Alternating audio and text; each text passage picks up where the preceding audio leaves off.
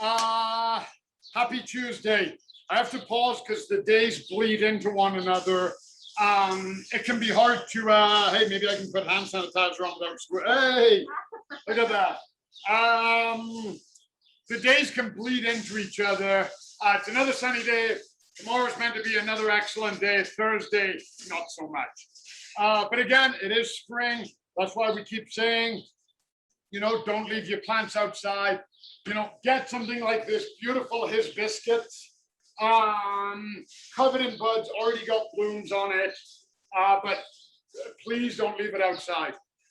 You know, this week we're talking about perennials.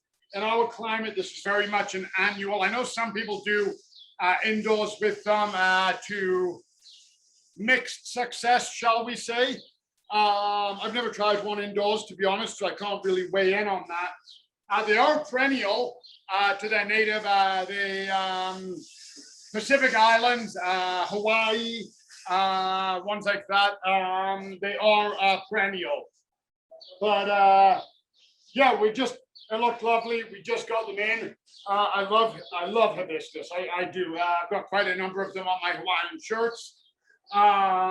So yeah, we just thought we'd put one in here. It has nothing to do with what we're talking about today. I mean, no.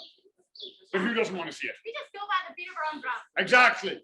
Exactly. Like I said to Brandy, one day we'll be professional, but that day is not this day. No. So I don't think we'll have to be professional. I don't want to be.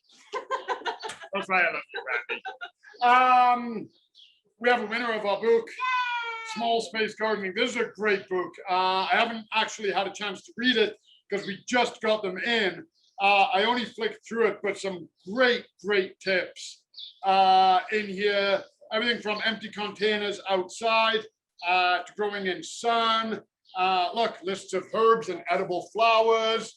It's a lot of fun. And we have a winner small space dinner to announce. I got it in my notes. I don't want to get it wrong. Funky Mama 72. Congratulations, Funky Mama 72. Brandy will be in touch, but this book is yours. I will put it over here so we don't get anything else on it. And I did sanitize before I touched your book, as will Brandy. Safety first. So to continue with what we were talking about, now is a great time of year to start dividing and transplanting perennials. We don't really do a lot of dividing or transplanting annuals. Again, they're so short-lived. I mean, don't get me wrong, you absolutely can. But they're so short-lived. Normally, we know where they're going. They go there, they live the season there, and that's done. Trees, shrubs, they can turn into a massive endeavor. But most perennials, you'll be able to do yourself around the garden. And like we touched on, you know, perennials are long-lived. And as a result, they grow exponentially. So, you know, you can get really small daylilies, 9-centimeter pot. Within 3-4 years in your garden, that daylily is this big. And not everybody knows that. Not everybody plans for it. Not everybody has good spatial awareness. I've made mistakes before where I've put a plant in an area and that plant has rapidly gotten too big for the area. Sometimes it can be a case of you put it somewhere and you just hit epic growing conditions and the thing just explodes. It's huge and it becomes too big. So you've got two options. And the first one we're going to talk about, even though I said dividing and transplanting, is I want to talk about the transplanting first. Because the transplanting kind of, what you do to transplant, you kind of also do to divide. So the first thing you want to do when you're transplanting is, why are you transplanting it? Because at the end of the day, the plants don't like to be uprooted. It does cause them shock. It does disturb their root system. If it's a blazing hot day, you run the risk of doing damage. I see a lot of people, it's a gorgeous day, they think, oh, I'm going to go transplant. The root system is sitting out 20 minutes in plus 30 full sun. That ain't great. The cold, cool, not cold, 8 degrees and rainy days, perfect for transplanting. You're going to make a mess, absolutely, but you're going to limit the damage to your plant. So that's what you're looking for. But essentially what you want to do, so we don't have any mature perennials. I was even looking at digging one of mine up last night, and they're not really big enough to show anything. So we're just going to use this. And this is great because imagine this was in a flower bed. What you want to do is you want to isolate the root system, okay? And what that means is dig up more than you think the root system will be. Great rule of thumb, wherever the foliage canopy is, that's where your root system lies. Now, obviously this is in a pot, but if I was digging this in my garden, I'd look at that leaf, and this is where I would make my first cut, and I'd probably go out a little bit more. I want to bring out a good chunk of soil. I don't want it bare root, and I certainly don't want to be cutting into here and getting into my rootstock, thereby damaging the plant overall. So you really want to take out more than you think you need. You don't want to do it tight, a nice big chunk. Now, as you're lifting it, some soil might crumble off because there's no roots holding it. So you put your shovel in, you lift, this piece of soil comes off, great, let it go. Okay, what you don't want to do is you don't want to shake it vigorously and get that soil off. And you don't want to cut in and leave half your rootstock behind. You want to bring as much of the roots out as you can. So that's the general rule of thumb about lifting it. Then you're going to plant it like you would if it came from a pot. Dig a hole big enough to get it in. Make sure that the existing soil is level to the bed that you're putting it in. You don't want it too deep. You don't want it too shallow. And then you backfill and plant it. So it is relatively easy as long as you get the most. And right now is an amazing, amazing time to transplant. A lot of things are coming up. They're still somewhat dormant. They are actively growing, but a lot of them aren't vigorously growing. We get the day that we got on Sunday, that kind of knocks them back. What we're going to have on Thursday kind of slows them down. So it's a great time of year. You lift them, you put them in their new area, you put them in, you fertilize. And I always use a transplant fertilizer or a root booster or a quick start. Something along those lines. Essentially, what you're going to look for is that high middle number, 515.5, 515.5, 412.4. That's a root.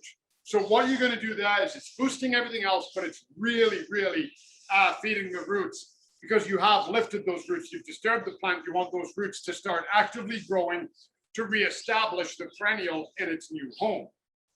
And the other tip is you can transplant when a flower is blooming, because let's face it, ideally, like I said, you don't want to transplant, but you may have to. Maybe you're having renovations done, you're putting in a new fence. Well, they're going to walk all over your perennial bed.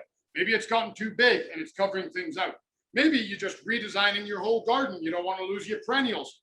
Whatever the reason, I've always had to transplant perennials and always great success. But if they're in bloom, again, you shock the plant. The plant's like, don't care about flowers right now. I'm trying to stay alive. A lot of times it'll just drop all of the flowers. Boom, done, finished, doesn't care. So ideally you want to do it earlier or later. You can do it in the middle of the season, really do it whenever you want, but don't do it in the full sun and try not to do it when it's blooming. Okay, those are some little tips. So now dividing, same thing, and a very common one to divide, and we actually did one last fall, are grasses. So look at that, that's literally already filled in the whole pot. So that's in your bed, it's huge. You want to get 2 clumps. Maybe you want a bit of symmetry. Maybe it was growing here, but now you want one here and one here. Okay, maybe you want 3, because you don't have to divide in 2s. You can divide by however many you get. Same thing.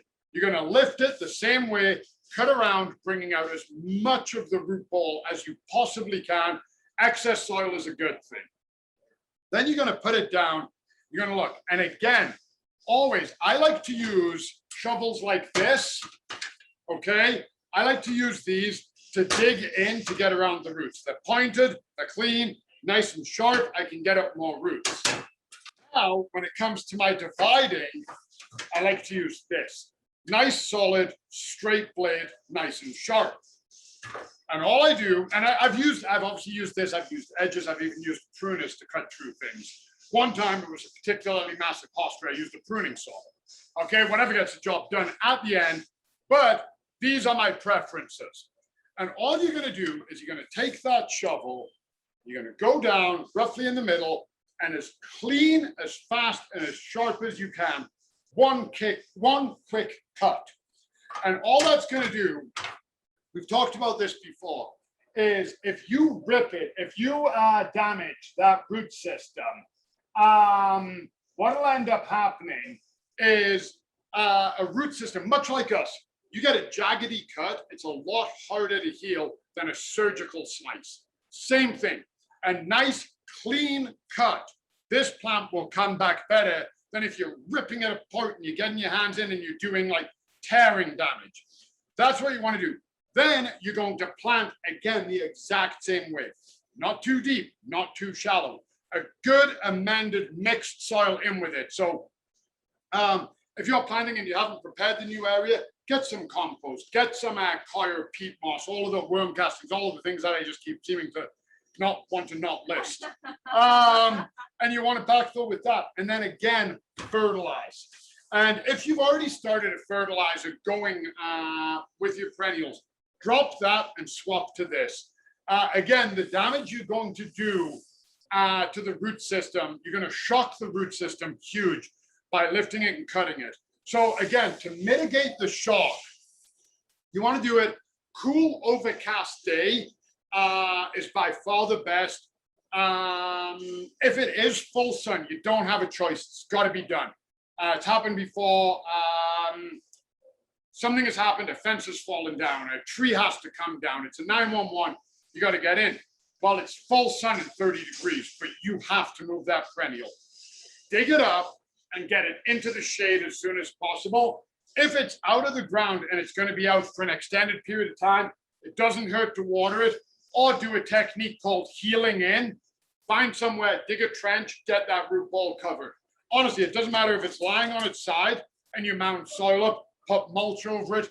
Temporary fix to keep those roots covered and keep moisture on them is better than it just sitting there in full sun. That, I'm not going to say it's definitely going to kill it, but it ain't going to do it any favors.